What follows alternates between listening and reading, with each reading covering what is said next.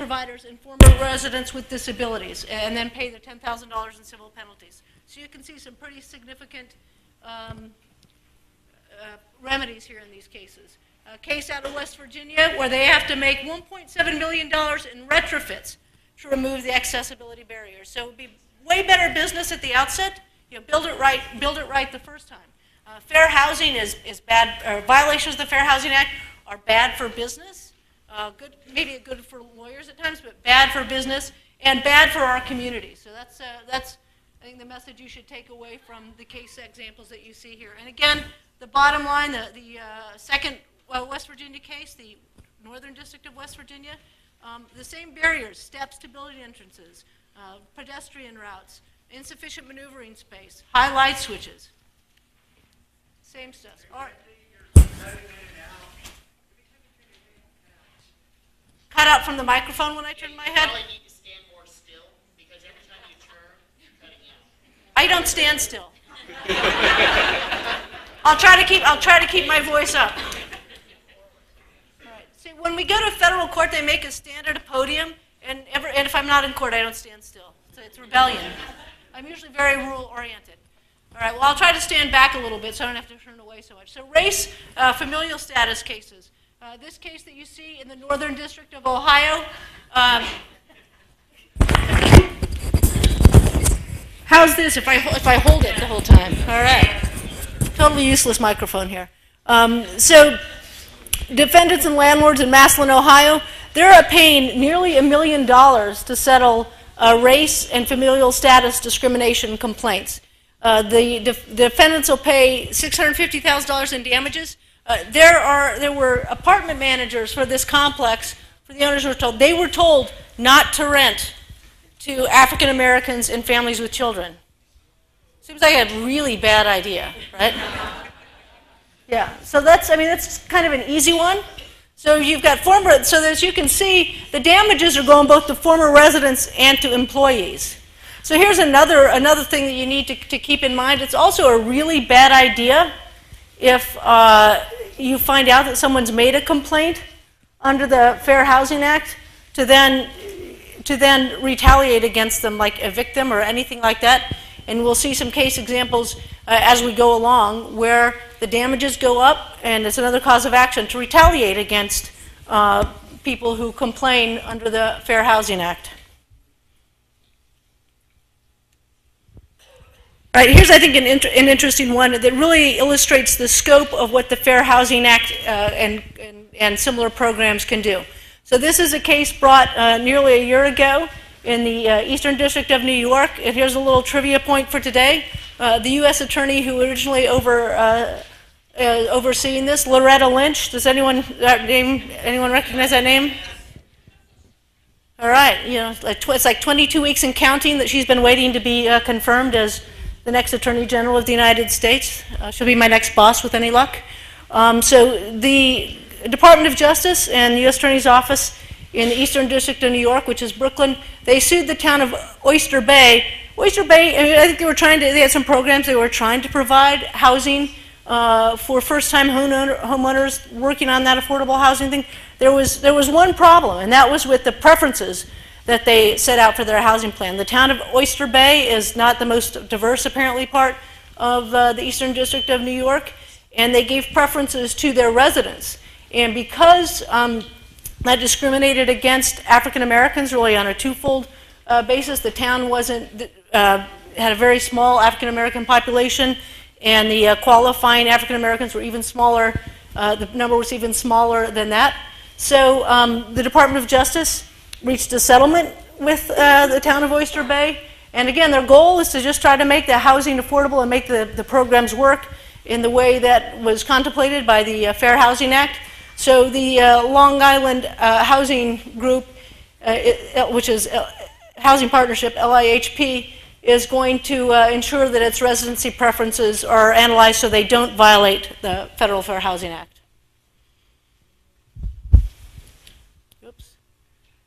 The wrong direction there. All right, so familial status cases. I think this is another one. This is in Northern District of Ohio. Again, not race and familial discrimination. This is just familial status. This was essentially a set of apartments that did not meet the requirements for the 55 and older housing, but sort of wanted to operate as if they were. Another really bad idea. The manager and the owner are paying $100,000 in damages as a result of the settlement of this lawsuit. So if you're working with or for or aware of a housing unit or developer and you want to develop a 55 and older housing, you have to meet the requirements of the law. You can't do it on your own, otherwise that's a violation of the Fair Housing Act.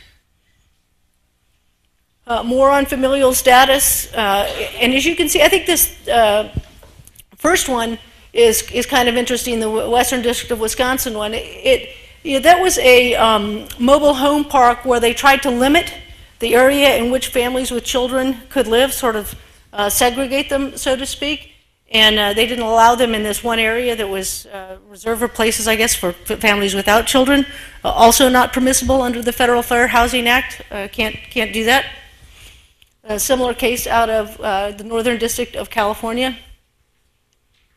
Right, sexual harassment, gender discrimination. So this is one that comes up all the time too, and frankly, really continues to surprise me. And so if you are a apartment owner or a housing provider and you have employees who work for you and are in the units all the time, you should have a pretty good idea of what their behavior is all about. Vinita Gupta, who is currently the Assistant Attorney General for the Civil Rights Division, spoke at HUD in DC on the anniversary of the passage of the Fair Housing Act, and she noted that over the last about 5 years, the department had settled sexual harassment cases, gender discrimination cases, worth more than $4.5 million. So, it's a practice that continues to be pretty prevalent and pretty problematic. So this is a case that was filed in December against a public housing agency in the Middle District of North Carolina. And the bottom bullet there that describes the conduct is pretty similar. It may not be, this one's about Section 8 housing benefits, but this is pretty similar to the other sexual harassment type cases that the department has seen. Unwanted sexual comments, sexual touching, adverse housing actions against those who rebuff their actions.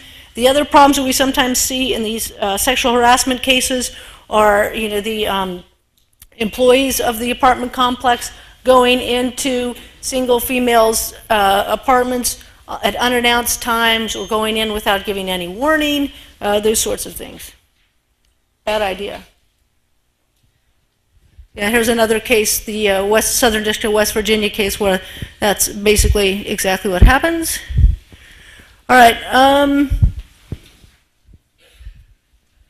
More sexual harassment cases here, and you can see again that the damages are pretty substantial. $510,000 to 13 victims in this case, and another one where a local fair housing group, this one the Fair Housing Center of Greater Grand Rapids, brought the case to the Department of Justice's attention. All right, DOJ lending discrimination cases. This has also been an area over the last 5 years where the Civil Rights Division, working really throughout the country with U.S. attorneys' offices, has focused on trying to ensure that everyone has equal access to fair housing. There have been a number of lawsuits successfully brought and resolved on the basis that lending companies were discriminating on the basis of race and national origin. As you can see, this one, which was settled in August of last year, it involved pattern and practice of discrimination on the basis of disability and receipt of public assistance in violation of the Fair Housing Act and the Equal Credit Opportunity Act, which I referenced at the outset. So $1.5 billion settlement there. And the issue here was that applicants for the loans were asked to provide a letter from their doctor or to document that their receipt of income through SSDI. And you can see the last component of that. There's the training component, the sort of the probation part. They've got to have the training of the underwriters and the loan officers and monitoring the loan applications to make sure the process does not recur. A couple more affordable housing lawsuits. The department sued the Louisiana State Bond Commission and then also got a settlement right away, alleging the commission violated the Fair Housing Act when it put a moratorium on affordable housing in an area known as the Esplanade. And so the Commission has agreed as a result to not block that housing anymore and ensure that any future policy and not adopt any future policy that would prevent the consideration of fair housing in New Orleans. I mentioned earlier the Department of Justice had a major settlement with a number of lending companies under the Service Members Civil Relief Act. As you can see, these are a lot of the top mortgage lenders in the country: J.P. Morgan Chase, Wells Fargo Bank, and a lot of their entities that are mortgage and mortgage servicing companies. 952 service members affected by this, and they are going to receive, or eligible to receive, over $123 million for non-judicial foreclosures that violated the Service Members Civil Relief Act. So basically that occurred while these individuals were on active duty, and many of them out of the country. Yes, sir, in the back you had a question?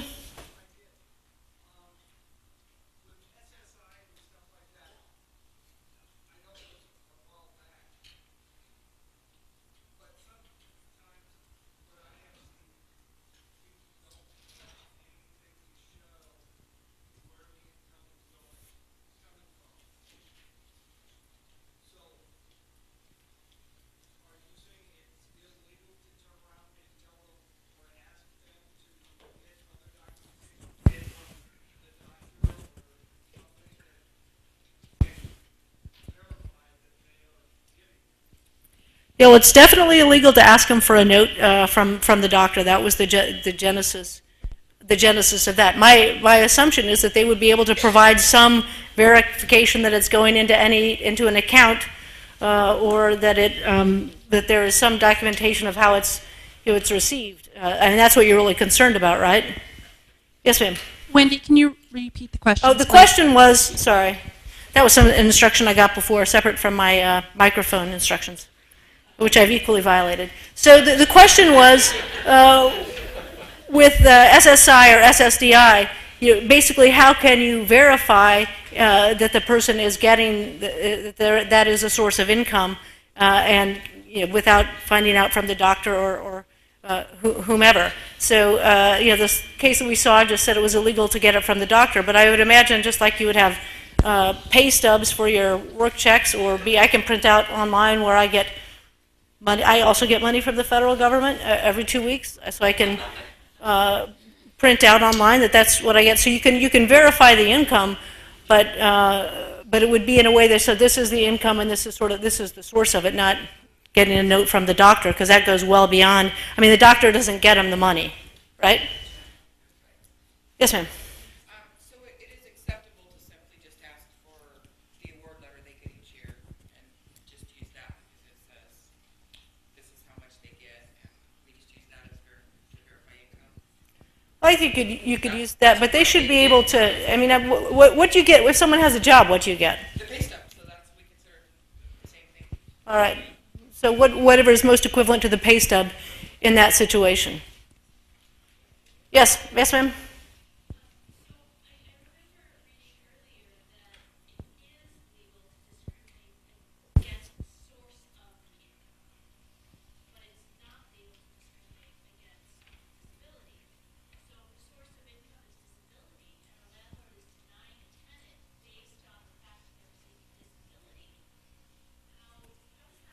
Yeah, well, sometimes there's things there are certain things that are essentially proxies for those other things.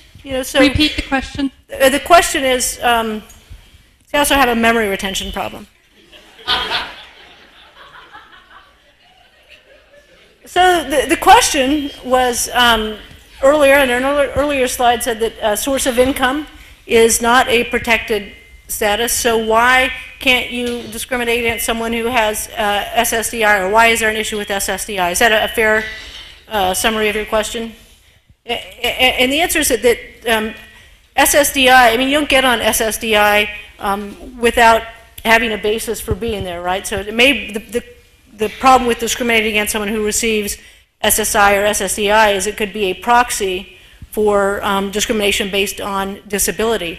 And there are other areas where you may have proxies for discrimination based on race or on gender or on religion. So you have to be really, really careful that your basis, that you're really screening for income verification and not something else. In a lot of places, just to give you an example, and we'll maybe touch on it a little bit later this afternoon, in a lot of places, for example, there is concern that where housing providers screen for felonies, that has or criminal history, that may have a disproportionate impact on certain communities that are protected statuses, and so has screening based on criminal background become a proxy or a problem under the Fair Housing Act for discrimination based on race, color, religion.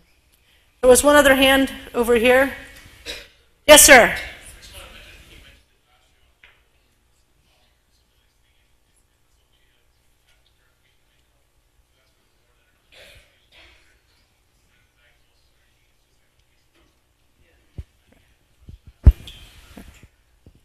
All right, so the question was, last year, it was probably Zoanne, because she is truly who answered this question, the preeminent authority on fair housing in the state, aside from David Penny, was whether the award letter would be sufficient because it doesn't contain any information about the disability. And the answer given last year, I guess, was yes. All right, so I get points there for getting the correct answer and saying the question. All right. I'm here all week. All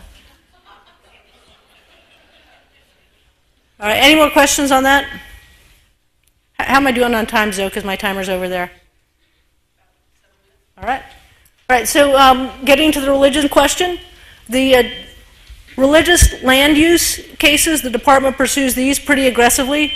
The Religious Land Use and Institutionalized Persons Act, passed in 2000 with the handy-dandy acronym of RLUIPA, making the I silent, prohibits discrimination in planning and zoning based on religion, and also based on whether they're institutionalized persons. So this is a case brought in the District of Minnesota in December, where it was alleged that the city of St. Anthony Village was discriminating against a group that wanted to use what was called the St. Anthony Business Center for worship purposes. It was a Muslim entity that wanted to use the facility.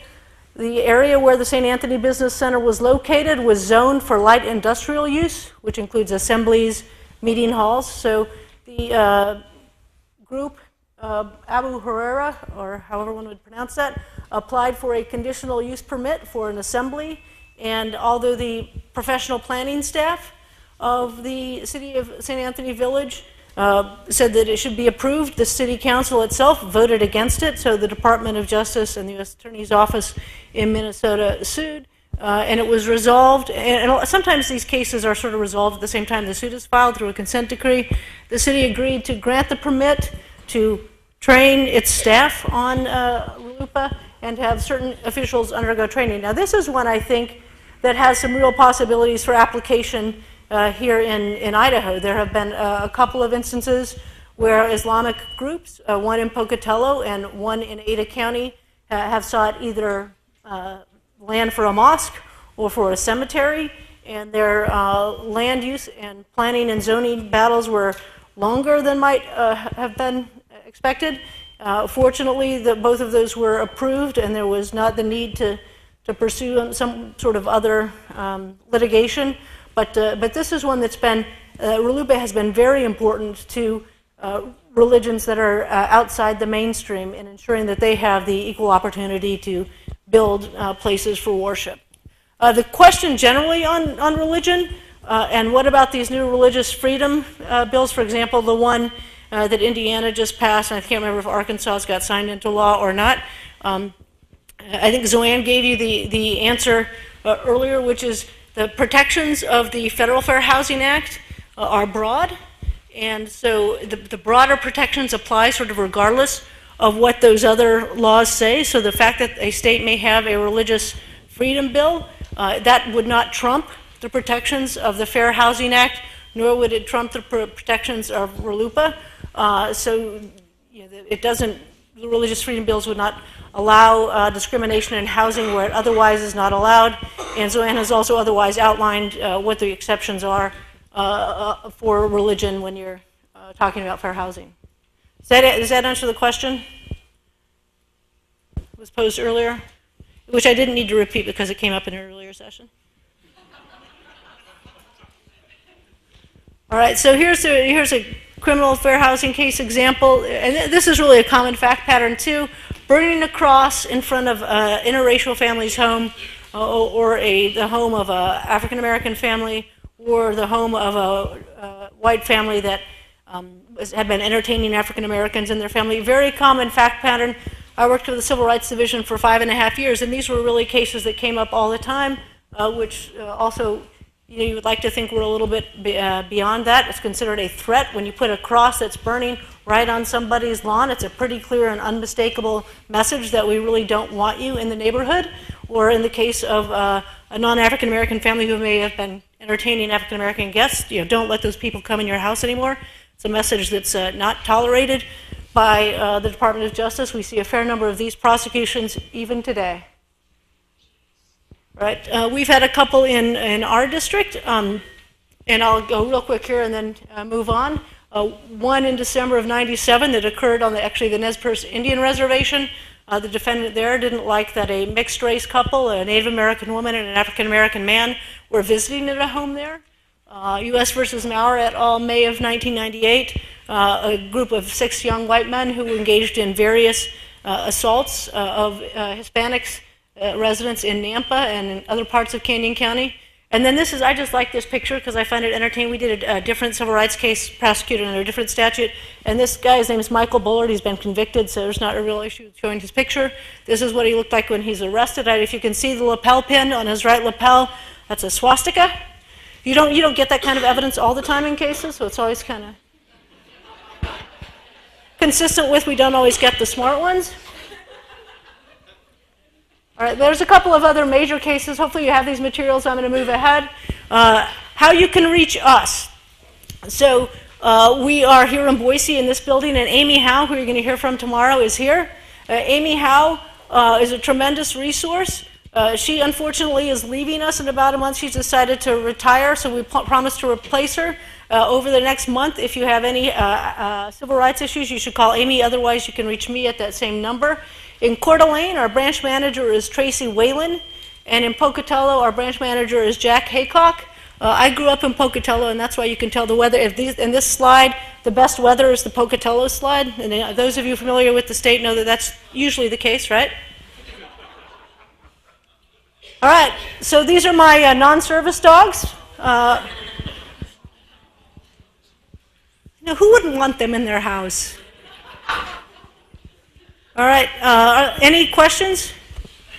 So, all right, if there are 2 takeaways, though, all right? Okay, right in front of me, I couldn't see.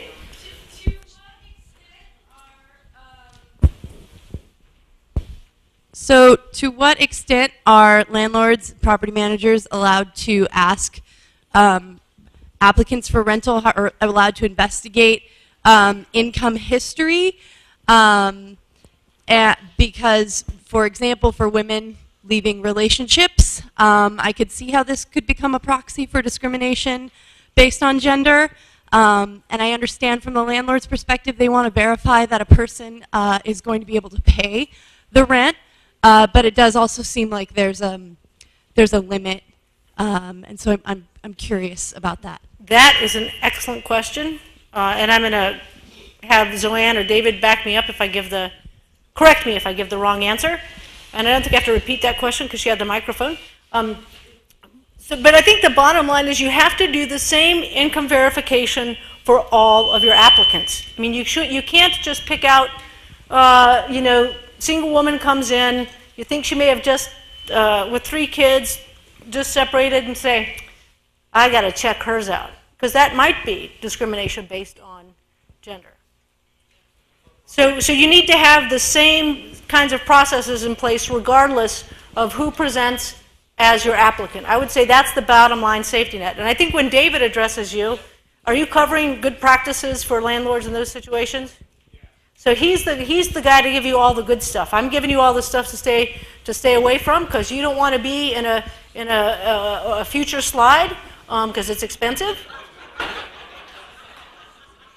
And it really is, you know, the behavior, you can see the behavior when we get to this point is really not good behavior.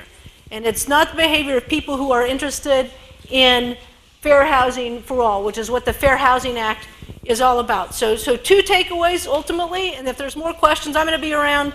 I actually really am going to be around most of the day. But 2 takeaways. The Fair Housing Act is interpreted broadly. These are protections for everybody. They make our communities better.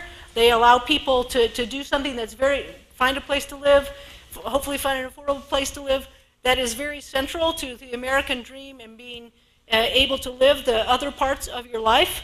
And the second part of that is it is expensive and not good when the Department of Justice, with its partners throughout the country and through HUD, come after people who don't comply. And so it's bad business as well. Did I stay within my time? Excellent. All right. Thank you, everybody.